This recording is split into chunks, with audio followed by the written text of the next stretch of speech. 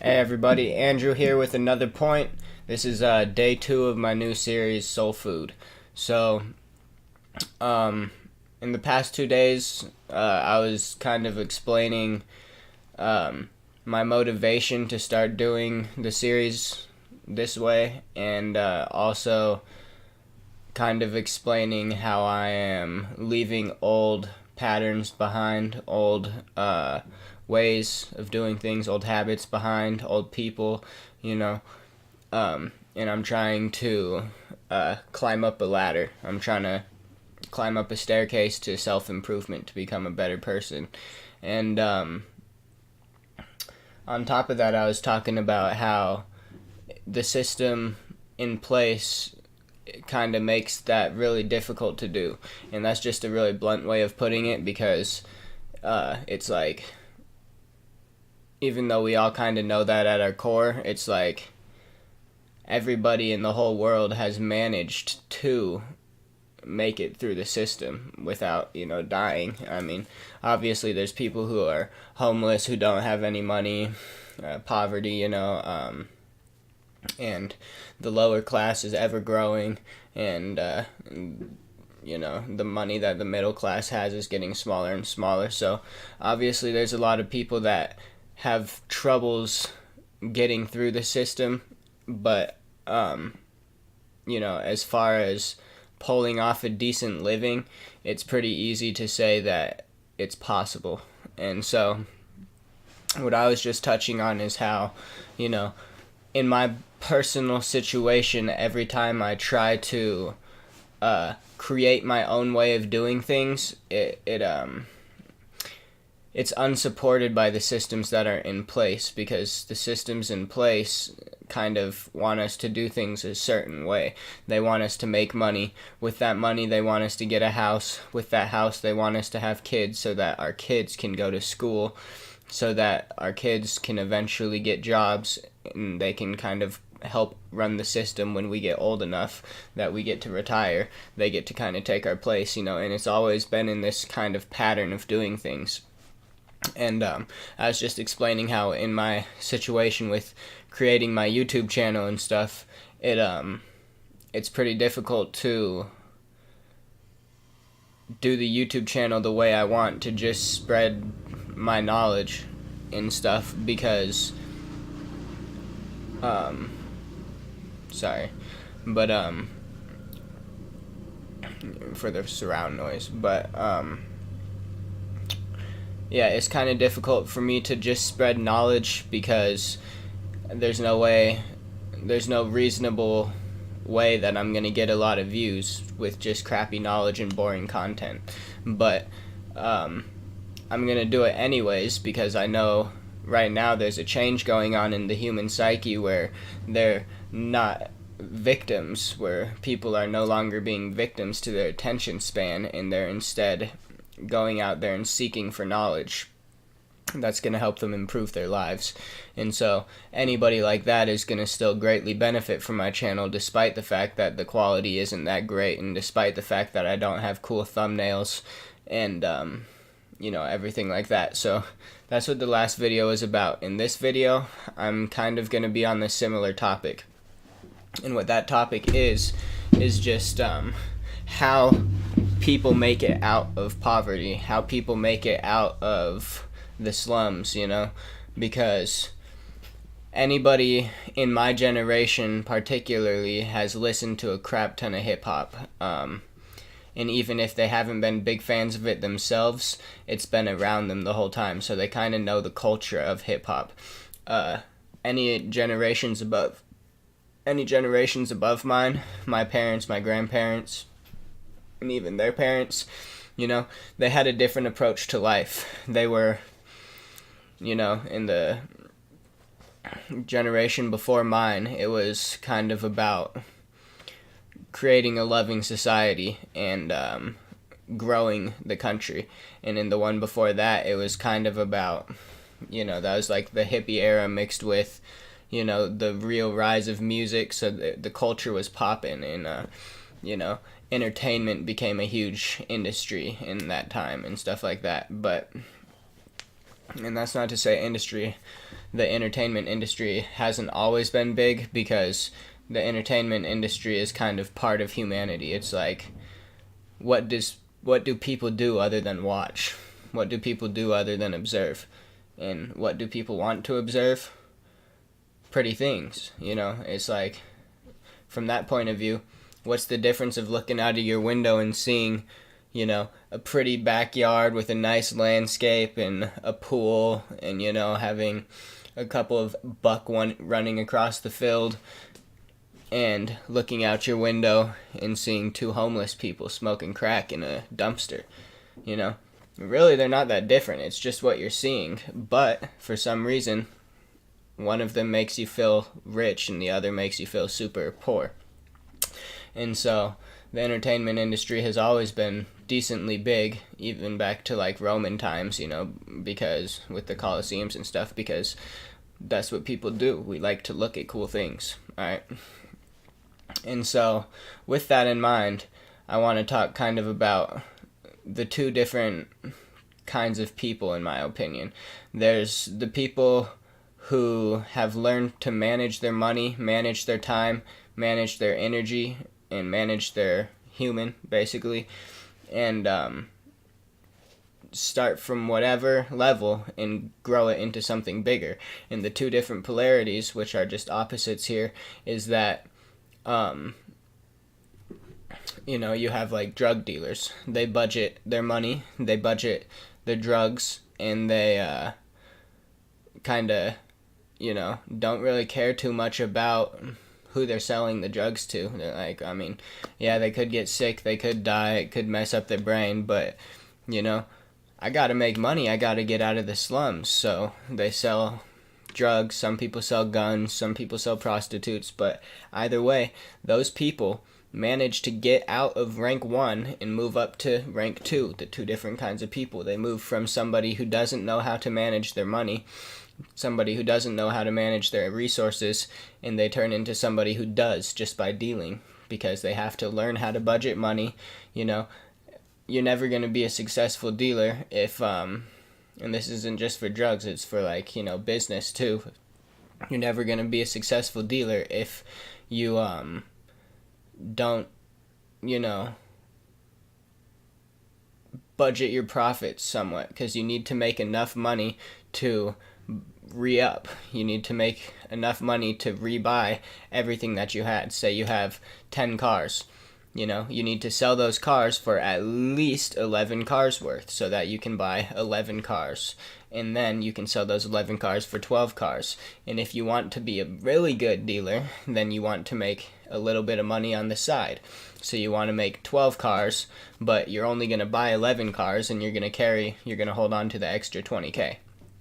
And so, just in general, those are the two different kinds of people you have. You have the people who don't really budget their money, and you have the people who do budget their money. The people who do budget their money and energy and time, they make progress. They work their way up a ladder. And some people have to start in the slums, but if they do it right and they don't get caught by law, then they can eventually start a business and trade from selling guns and drugs to selling watches and cars, and they can make it up that way. Some people are just born into the lucky side, and they're already given their first car that they can work and sell with.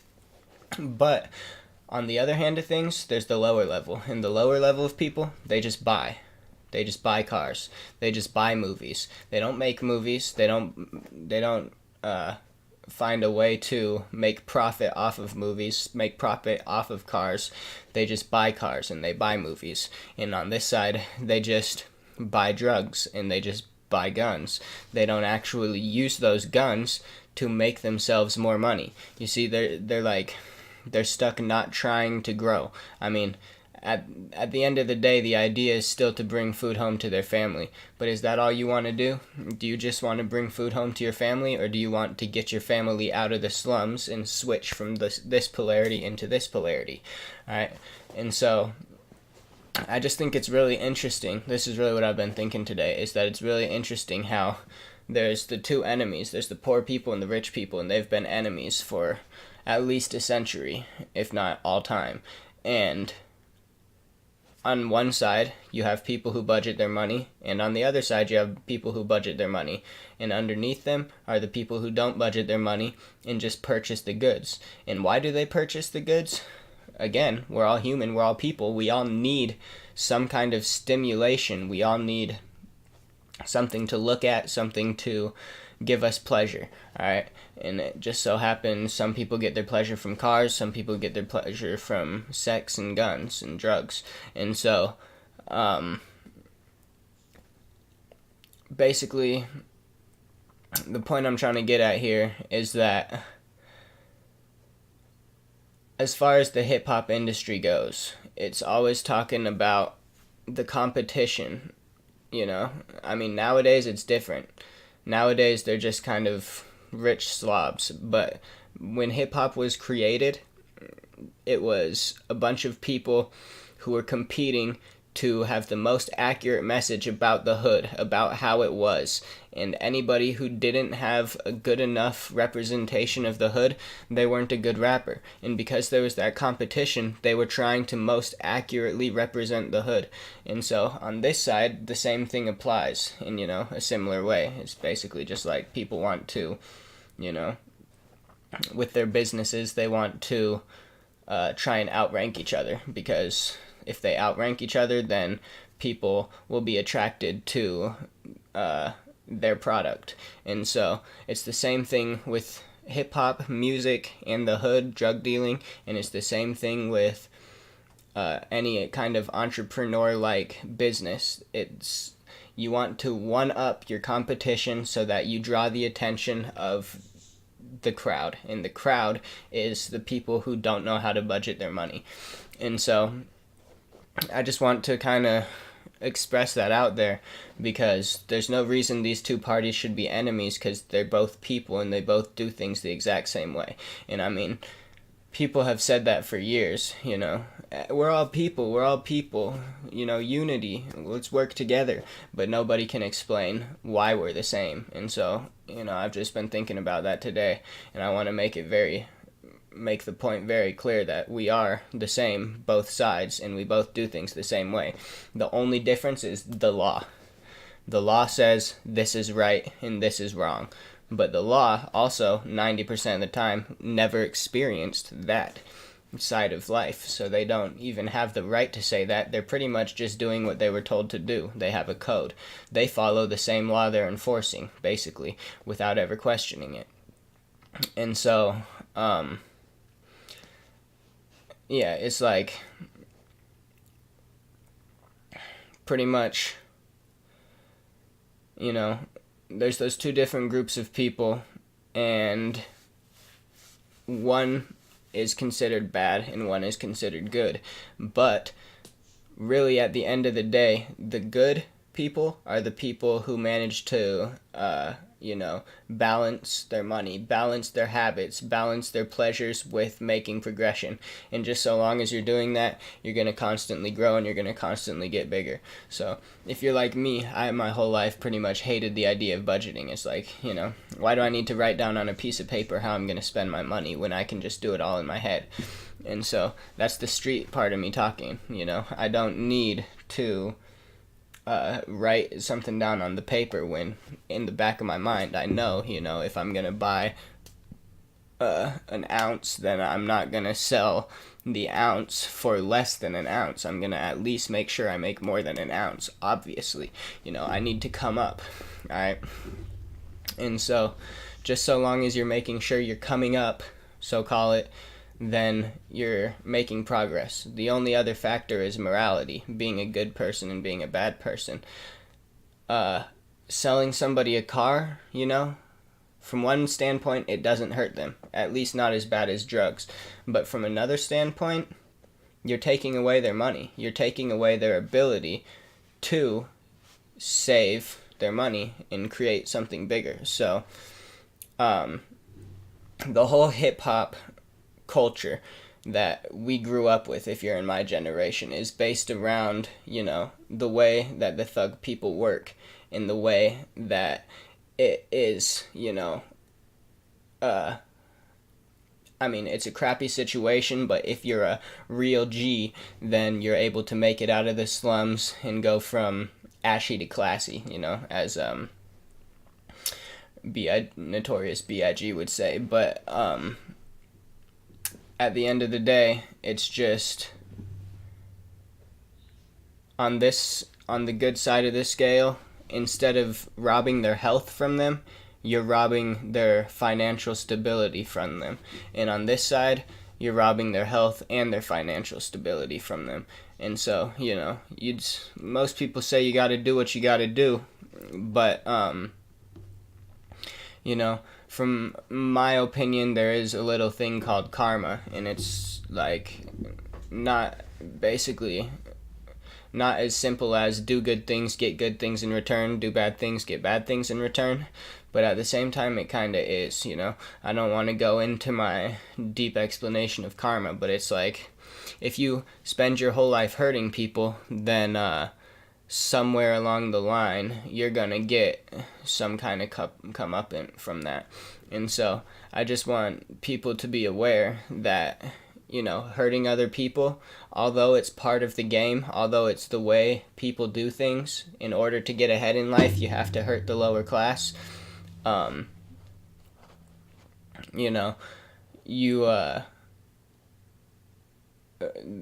There's a better way to do it nowadays. You don't have to necessarily do it the same way that the crony capitalists and the drug dealers do it. You don't need to be scamming the hell out of your people that you don't know in order to make profit, because if you do that, eventually it's going to catch up to you, as they would say. But yeah, I mean, you pretty much get the point here.